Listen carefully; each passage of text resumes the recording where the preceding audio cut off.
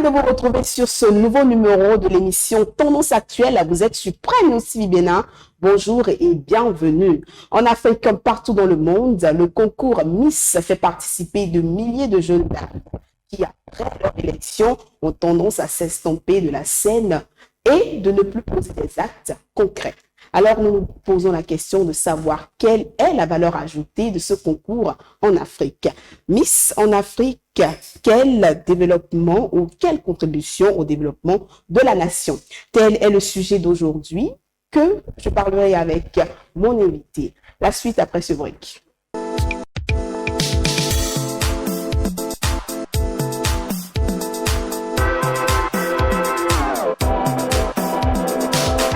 À nouveau, bonsoir à tous et bienvenue sur l'émission Tendance Actuelle. Aujourd'hui, nous parlerons des Miss et bien sûr, pour ce sujet, j'ai sur ce plateau une femme brave, très intelligente et belle.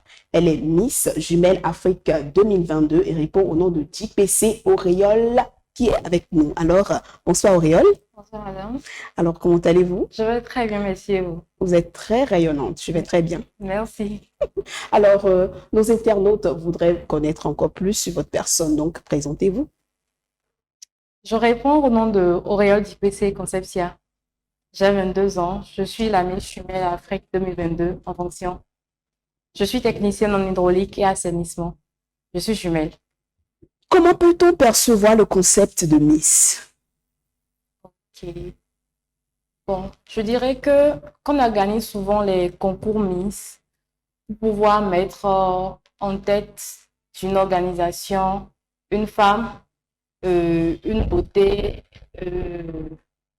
une dame qui pourra diriger, qui pourra présider ce dont il est question, l'organisation, ce qui réunit ces femmes-là, ce qui réunit toute l'organisation en question. D'accord, je vois. Alors, autour de ce concept de Miss, beaucoup de choses se disent. Donc, on dit que le concours Miss ou les concours Miss font la promotion de la chosification de la femme. Alors, quel est votre avis en tant que Miss? Bon, je ne suis pas totalement d'accord sur la chosification de la femme quand on parle d'une Miss. C'est vrai, je ne vais pas dire non. Il y a de ces concours-là qui font vraiment parler, qui font vraiment des trucs pas trop normaux, qui obligent les femmes, qui obligent les jeunes filles, les candidates à se soumettre à des conditions données. Tout ce que moi je vais dire, c'est demander aux filles qui veulent, qui aiment vraiment ces genres de trucs, de se renseigner d'abord avant de se lancer dans n'importe quel concours. Parce qu'il y a assez de concours de nos jours. Il y a assez de concours Miss qui demandent, qui attire plus l'attention des jeunes filles de nos jours, qu'elles se renseignent et qu'elles soient vraiment sûres de ce dont il est question avant de se lancer dans un concours.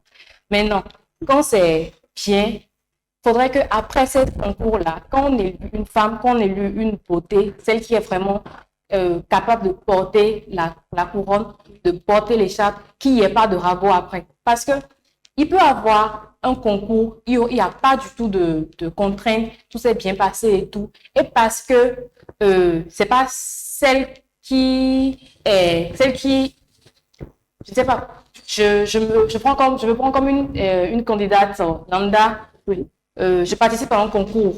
C'est vrai, il y a des épreuves et tout. Je participe à tout ça là. Et finalement, c'est une qui mérite.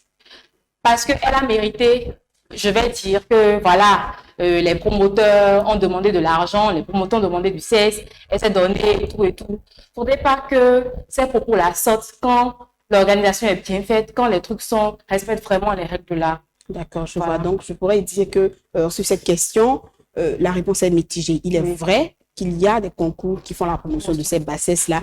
D'autres s'organisent dans le sérieux et dans les règles de l'art. Oui, mais dans ces trucs-là, il y a toujours de ces candidates qui n'ont pas vraiment mérité, qui se plaignent vraiment, voilà. Okay, bon, d'ailleurs, c'est humain. Hein? Voilà. Alors, quelle est la valeur ajoutée des concours Miss en Afrique? Bon, disons qu'on organise ces concours-là pour pouvoir apporter un plus à la nation, pour pouvoir donner l'occasion aux femmes de porter un chapeau, de présider une organisation,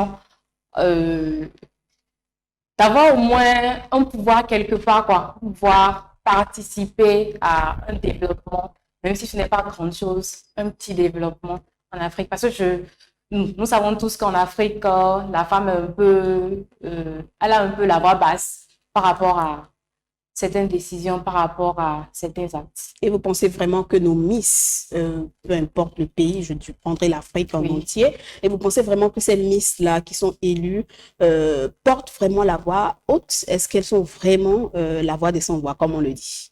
Si. Vous le pensez vraiment? Si. Alors, quelles sont les actions palpables que ces dernières posent pour le développement de la communauté, de l'Afrique en entier? Bon, je vais dire que j'ai pas eu la chance de participer à plusieurs activités. Je n'ai pas encore eu, je vais dire, la chance de participer à plusieurs activités.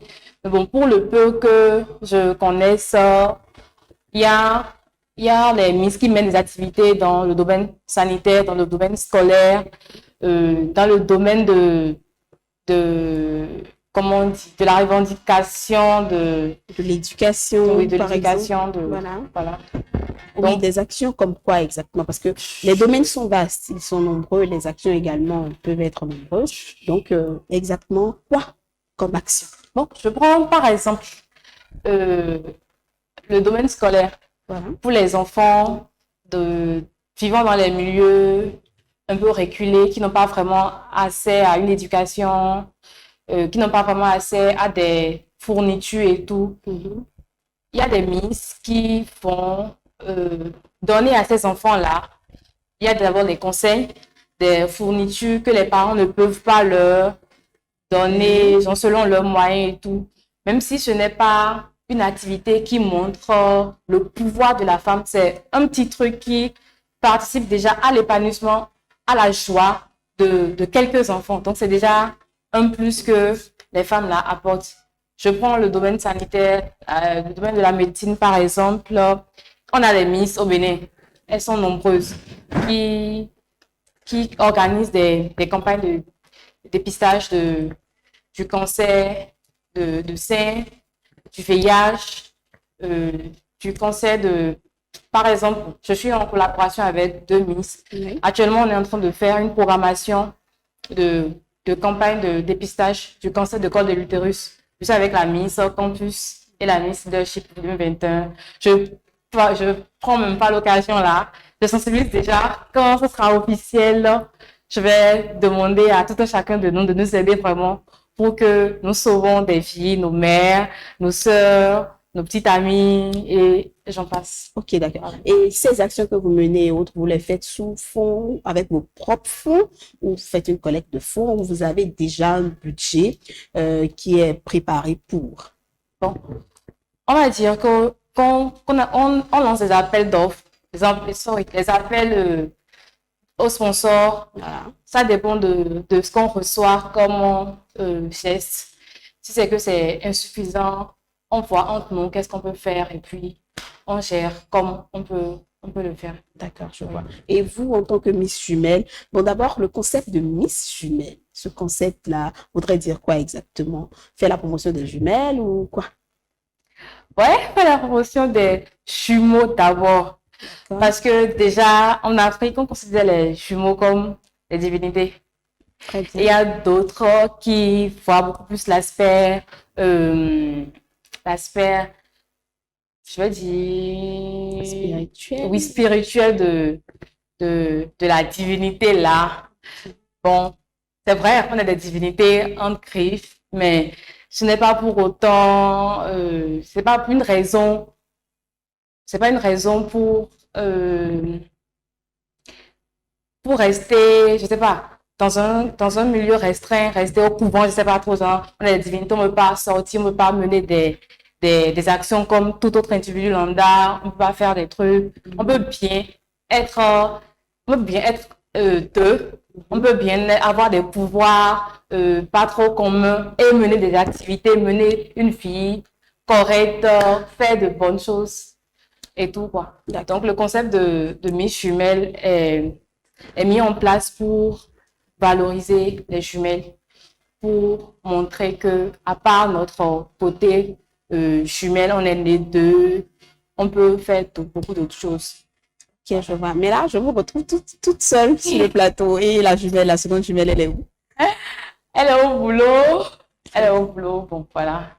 Elle n'est pas là. Non, elle n'est pas là. D'accord. Qu'est-ce que un concours Miss peut apporter au développement d'un pays? Nous avons parlé de l'Afrique en général. Alors, quand on revient de façon un peu plus spécifique au niveau d'un pays, qu'est-ce que le concours Miss peut apporter au développement d'un pays de façon plus restreinte? Tout à l'heure, je disais que des activités que des Miss mènent. Oui. Au Bénin, par exemple, nous avons plusieurs concours. On a assez de Miss au Bénin. Si déjà les Miss associées avec leur dauphine, je prends par exemple moi mon titre, je suis Miss Jumelle associée avec mes deux dauphines et mes Miss Play. On organise une activité et l'activité donne, donc ça donne ce qu'on veut. Une autre Miss organise une autre activité, une autre le fait, une autre le fait. Je crois que quand on additionne ces activités, même si ce n'est pas grande chose, même si c'est un petit truc, ça apporte un bien à la nation béninoise. Ça apporte un plus à la nation béninoise. Okay, par exemple, moi, je dis toujours un truc, je dois le faire avant de finir mon mandat. Ce pourquoi j'ai demandé de me prendre en tant que ministre, c'est de mettre